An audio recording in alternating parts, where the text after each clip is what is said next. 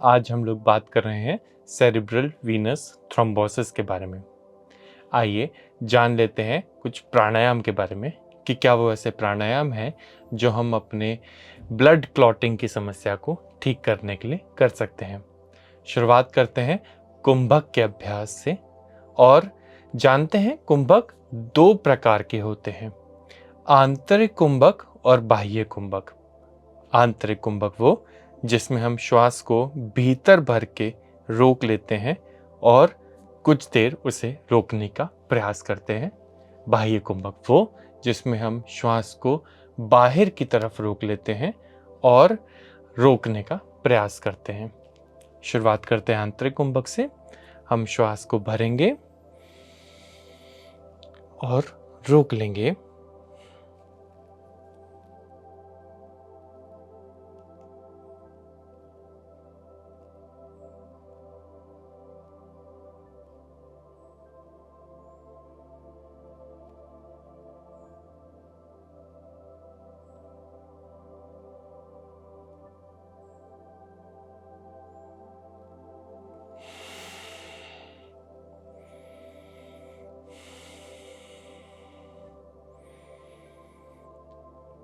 एक बार पुनः आंतरिक कुंभक की ओर।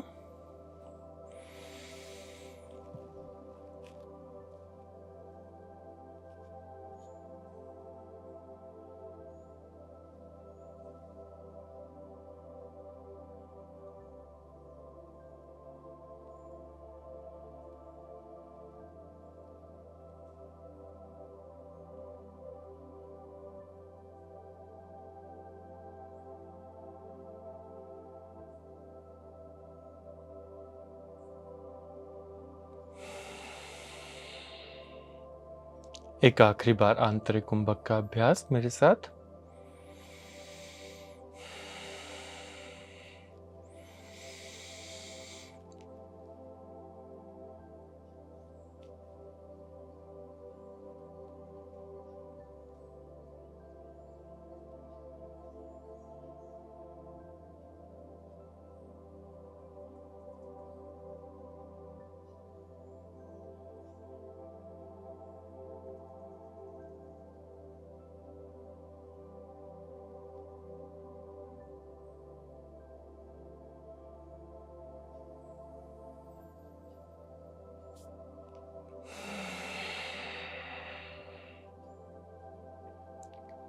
अब हम बाह्य कुंभक का 3 बार अभ्यास करेंगे जिसमें हम श्वास को बाहर छोड़ करके फिर उसे रोक लेंगे। बाहर है, श्वास भर लेते हैं, छोड़ देते हैं और रोक लेते हैं।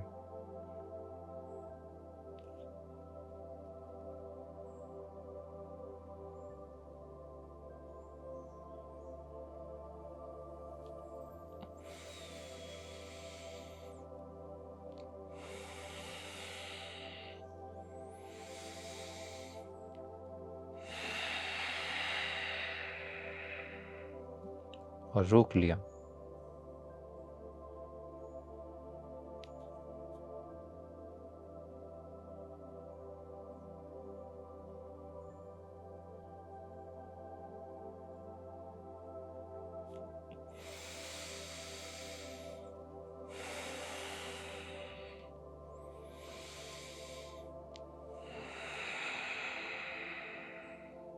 और आखिरी बार रोक लेंगे।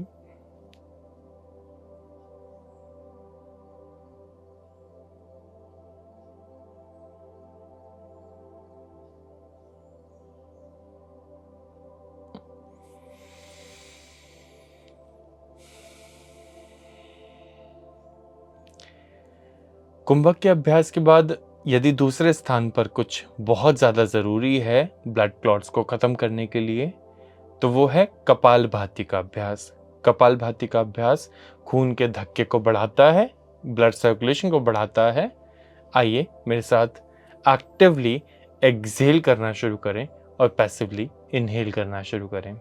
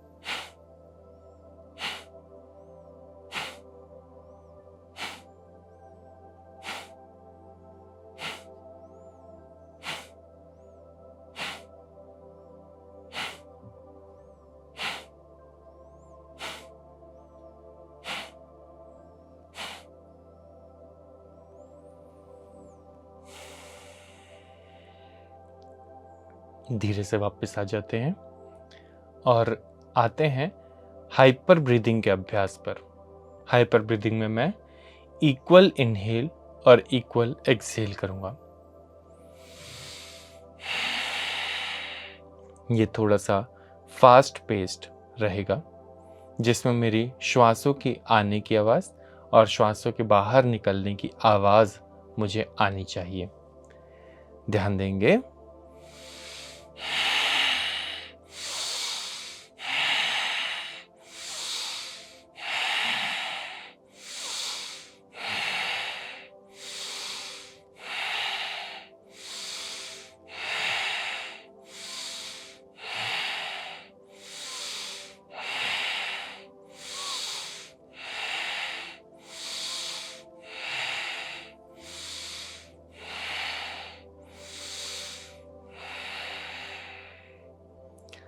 और आखिर में मैं अपने आप को अनुलोम विलोम के अभ्यास से शांत कर लूँगा। सीधा हाथ विष्णु मुद्रा में।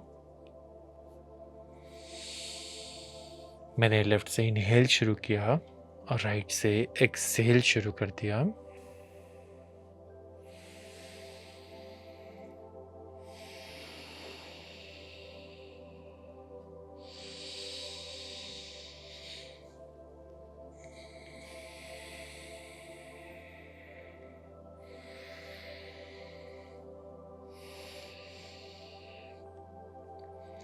यदि आप पाएं कि इतना ही प्राणायाम का अभ्यास आपको सिर में भारीपन दे रहा है या फिर डिजीनेस दे रहा है, तो ये शुभ संकेत है और इससे घबराने की बिल्कुल भी ज़रूरत नहीं है। ये बेहद आम है और इससे आपकी सेहत, आपकी तबीयत, आपकी बीमारी ठीक ही होगी।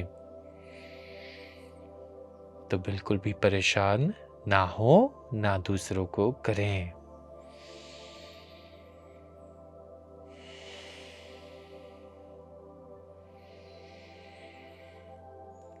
यदि आप सच्चे पथ पर हैं, आप सत्य के पथ पर हैं, आप जानते हैं कि आप सही हैं, आप जो भी कुछ कर रहे हैं वो यूनिवर्सली ट्रू है, universally proven to be true है, यूनिवर्सली राइट है, तो कभी भी अपने आप को अपने मार्ग से खिन्न ना होने दें। योग अभ्यास हमें यही सिखाता है कि बस विश्वास करें और निरंतर अपने कार्यपथ पर चलते रहें, क्योंकि ये समाज तो हमें निश्चित तौर पे बार बार ये एहसास दिलाता है कि जो भी हम कर रहे हैं वो गलत है, या जो भी हम कर रहे हैं उससे और बेहतर कुछ किया जा सकता है, बल्कि ये सत्य नहीं होता। हमें हमेशा अपने मार्ग पर निरंतर चलते रहना चाहिए, योग पथ पर चलते रहना चाहिए, आसन प्राणायाम का अभ्यास करते रहना चाहिए। अब बात कर लेते हैं इस शो के सबसे ज़्यादा दिलचस्प सेगमेंट की ओर, जिसमें मैं आपको बताता हूँ कि आप क्या वो घरेलू नुस्खे हैं, क्या वो खान पान में और क्या वो लाइफस्टाइल में बदलाव हैं जो आप अपनी समस्या को और अन्य कई समस्या को ठीक करने के लिए कर सकते हैं। शुरुआत करते हैं। यदि आपको सेरेब्रल वीनस थ्रोम्बोसिस जैसी कोई भी समस्या का सामना करना पड़ रहा है, तो आप अदरक के पानी से अपने दिन की शुरुआत करेंगे तो निश्चित तौर पे आपको लाभ होगा। अदरक तासीर में गर्म होती है, ये हमारे खून के धक्के को बढ़ाने का कार्य करती है। करना क्या है, सरलता से अदरक को रात में पानी में भिगो करके रख देना है और सुबह सुबह उस पानी को अच्छे से उबाल करके पी लेना है।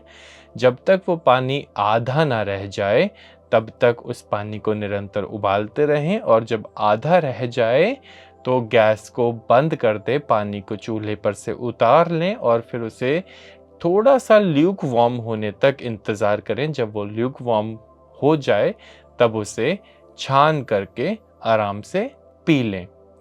इसमें आप चाहें तो लौंग पेपर मतलब कि पीपली भी मिला सकते हैं।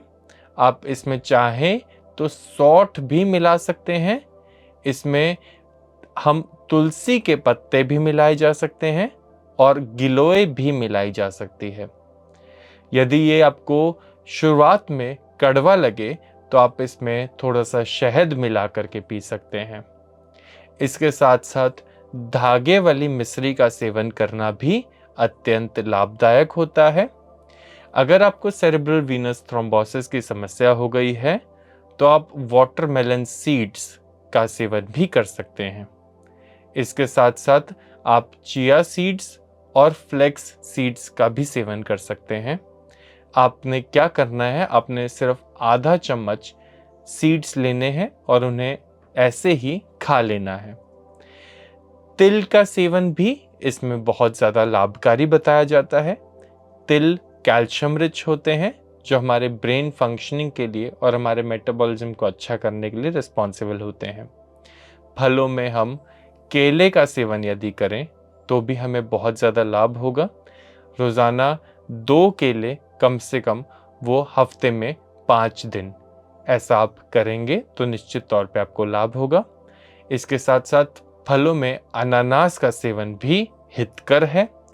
अगर आप अनानास का सेवन करेंगे तो आपको बहुत ज़्यादा लाभ होगा, पर ध्यान देंगे कि उसके कांटे जो होते हैं उनको अच्छे तरीके से निकाल देंगे और साथ ही साथ अनानास के बीज का जो हिस्सा होता है, जो थोड़ा सा करड़ा होता है, जो थोड़ा सा सख्त होता है, उसे नहीं खाएंगे बिल्कुल भी। इसके साथ साथ यदि आप अंगूरों का सेवन करें, खास तौर पे बड़े वाले अंगूर जिसको सुखा करके मुनक्का बनती है, यदि हम उनका भी सेवन करें तो वो भी हमें बहुत ज़्यादा लाभ देंगी। आप सीधे सीधे मुनक्का या किशमिश का सेवन भी कर सकते हैं। आप ड्राई फ्रूट्स में आमंड्स, काजू, चिलगोज़े या फिर खुमानी का सेवन भी कर सकते हैं। आइए बात कर लेते हैं मुद्रा के बारे में। मैं आपको बताना चाहूँगा महाशीर्ष मुद्रा के बारे में। महाशीर्ष मुद्रा हमारे शीर्ष संबंधी सभी रोगों के लिए बहुत ही ज़्यादा हितकर होती है। योग के गर्भ में कई ऐसे खजाने छुपे हुए हैं, कई ऐसी गूढ़ बातें छुपी हुई हैं जो आम इंसान तक पहुंचनी बेहद ज़रूरी हैं, जिसकी वजह से आम इंसान अपनी सभी डे टू डे समस्याओं से निजात पा सकता है बहुत ही सरलता से। महाशीर्ष मुद्रा बहुत ही ज़्यादा लाभकारी होती है। यदि हम इसे रोज़ाना 10 मिनट शांति से, एकाग्रता से बैठ करके, कमर गर्दन सीधी रख करके अच्छी चीज़ें मैनिफेस्ट करते हुए, अर्थात अच्छे थॉट्स, अच्छे अफर्मेशंस रखते हुए अभ्यास में लाएं तो निश्चित रूप से हमें लाभ होगा। आइए बात कर लेते हैं आज के सुविचार की तरफ। आज का सुविचार है, अच्छे स्वास्थ्य की चमक का आनंद लेने के लिए आपको रोज़ाना व्यायाम करना चाहिए। आप सभी का बहुत बहुत धन्यवाद एक बेहतर समाज की उम्मीद में। PMC हिंदी बदले जीवन।